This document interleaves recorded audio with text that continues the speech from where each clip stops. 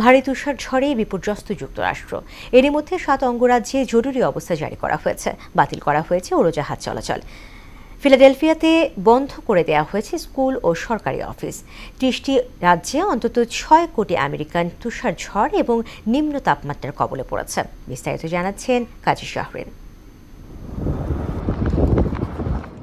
তীব্র তুষারঝড় আঘাত হেনেছে যুক্তরাষ্ট্রে। কানসাস থেকে নিউ জার্সি পর্যন্ত 30টি অঙ্গরাজ্যে প্রায় 6 কোটি মানুষ তুষারঝড় এবং নিম্ন তাপমাত্রার কবলে পড়েছে। প্রতিকূল আবহাওয়ার কারণে এখন পর্যন্ত 7টি অঙ্গরাজ্যে জরুরি অবস্থা জারি করা হয়েছে।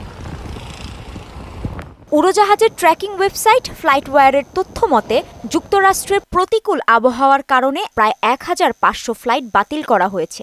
একদিনে বিলম্বিত হয়েছে 5000-এর বেশি ফ্লাইট। ফিলাডেলফিয়া সহ সিনসিনাটি ও ওয়াশিংটনে তুষারঝড়ের কারণে বিদ্যালয় ও সরকারি অফিস বন্ধ করে দেওয়া হয়েছে। দক্ষিণের ওহাইও থেকে ওয়াশিংটন পর্যন্ত 15 থেকে 30 সেন্টিমিটার তুষারপাতের আশঙ্কা করছে আবহাওয়াবিদরা। ওয়াশিংটনে ভারী তুষারপাতের পূর্বাভাসও দেয়া হয়েছে। আবহাওয়াবিদরা বলছেন তুষারঝড় এখন মধ্য আটলান্টিকের দিকে এগোচ্ছে। কাজী শাহরিন, মোহনা সংবাদ।